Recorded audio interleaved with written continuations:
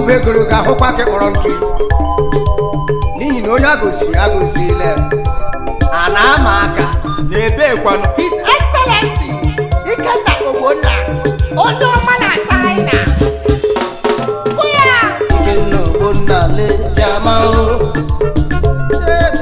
Ike jeje mba bịama o Ike jeje mba onye ọma sokwa na ndere mma bịama o iso na ndị kpọrọ mmiri daa. Ai ome nwanne Ikenna Ogbonna le bịama o Ike jeje mba bịama o Excellency onye ọma nọ na China bịama o Ai ome nwanne ọchịchị tiga gị bara uru daa. Isakana Elekelela His Excellency Honorable Maximus Ikenna Ogbonna Honorable Maximus Ikenna Ogbonna ọnwa afọ ụmụka Ngọkpala Local Government in Imo State. ọ ebe ka anyị daa. Saka bụ ga akwa bụ na Ngọkpala. Ọbago anya ebido na anya kpaliela o Anyị egwu akpaliela. anya ejeje mgbe eji okporo Omele diga gbawa. ama wezezezo na ndere mma ọgwa mperele ụsa pụrụ nna Ike jeje mba sokwanụ na ndị toro eto Honorable Ome nwanne. Maximus nwanne Ogbonna Omele. ome nwanne Ikenna Ogbonna le bịama o Ikenna Ogbonna is a household name Ike jeje mba bịama o na China. onye ọma nọ na China bịama China Bay. Ai ome nwanne This man has rendered selfless services bịama o to Nigerians in China. Ai bịama o onye ọma nọ na China bịama Ịwụ o nwoke ka nwaanyị mma. Ai ome nwanne All the expired visas of Nigerians living in China have been renewed. Kwụya!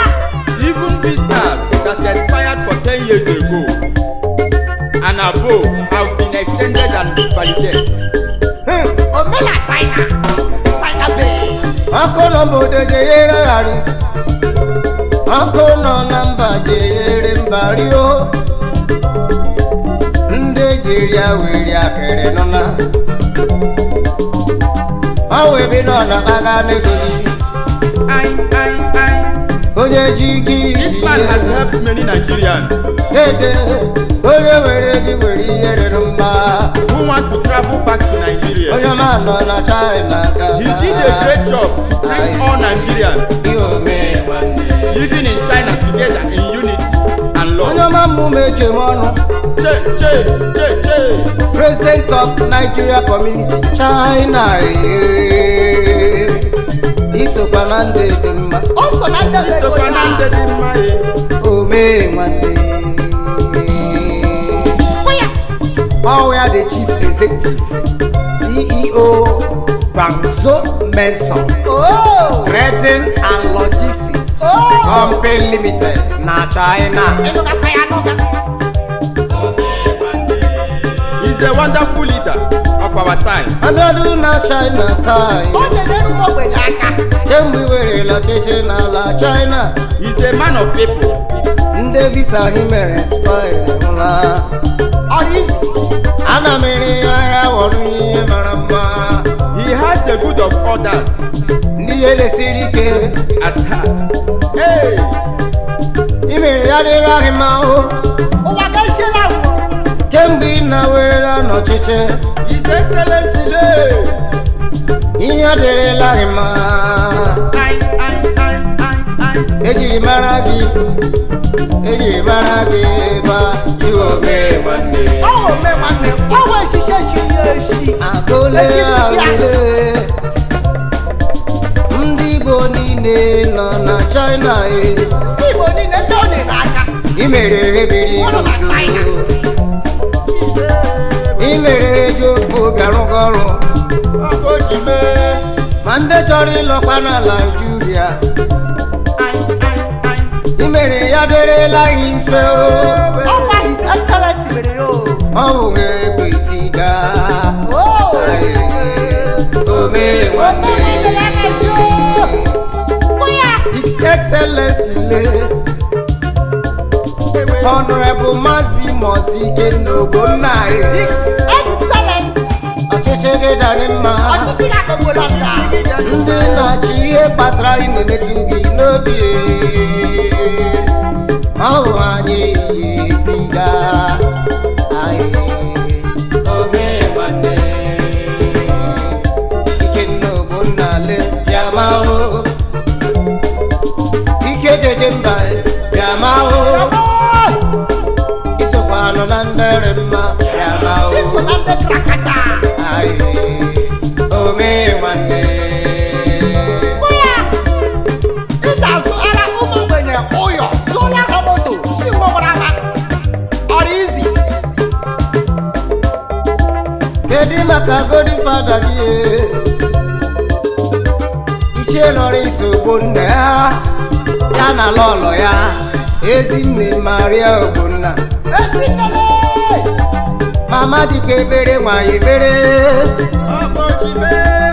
afọ mụrụ Ikenna Ogbonnaya anụ sokwa na ndị dị mma ndị goziri agozila ndị nyere ọfọ enye na ọfọ anụ sokwa na ndị dị mma Kwụya. omee nwanne gị si m kelenu ndị ọhịa gị anụ sokwa na ndị dị mma Chinedu kelee nwo, kelee nwo. Omele kelee nwo. anụ sokwanụ na ndị dị mma o Unu so na ndị mmadụ. aka bara nkwa ya ekwuola m okwu Injin ime onye male. ime onye ma sokwanụ na ndị dị mma Aka kpara mkpa. agado na n'Owerri Egwu akụma. dị mma na marala gị Wonder Sound City Studio Owerri. Ụbagide. omee nwanne Ọ nọ na Owerri anyị. Sa Ogbonna Prince Ikechukwu ike jeje mbe bịaduola Ike jeje mba. Nwa mụrụ onye ọha. ọma isokwa na ndị toro eto Na ndị ogbu onye ọma.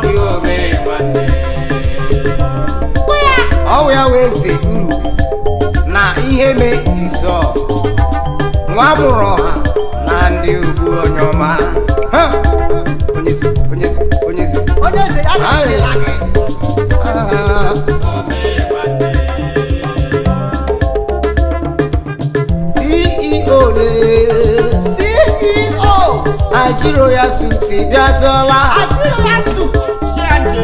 ọkaikpe Imo steeti o ike jeje mba onye ji ike iji ihe Onye ọbụla ji gị nwere ya na lọlọ ya Lady Peace Akudo Ogbonnaya Lady Peace. Akudo Ogbonna. Oge ebube. Nwanyị ọma. Kwụya. Ugodo Ebube nwanyị ọma Omele ekelela agụrụma.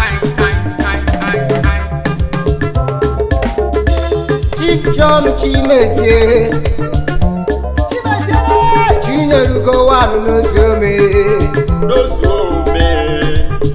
Uru Uru ala. ala ya Efachi vegetable oil. ọrịa CEO Lefachi Vegetable Oil and Food Manufacturer Oh.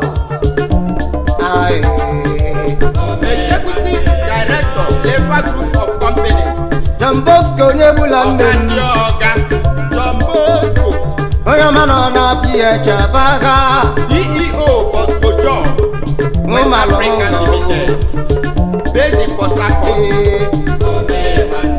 Chianje. Kedu maka Chasemi Emi Ojedurule nwafọ akabọ Ọkwa akabọ. in Ikeduru local government Ọ bụ onye kara aka ebe a. Unknown money man. Based in Germany. Chianje. uche ka uche na Thailand Uche bụ uche. choro ndụ nnele Thailand onye base. ọma nọ na Thailand nwafọ eziri ite mbise enyi m ewenye Ọkọ Mbise. Ịkraka. Ịsọpụta ome nwanne daa. isi Royal Majesty lee Onye eze chika. eze dị n'aka Chukwu Ọ nọ na Houston, Texas, United States. Chukwu jiwu Our future Igbo governor.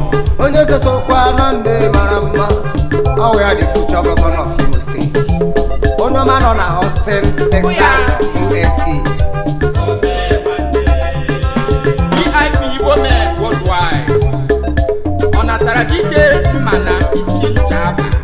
Hey, long live His Royal Majesty. Ikenna Ogbonnale bịama o His Excellency Ikenna ike jeje mba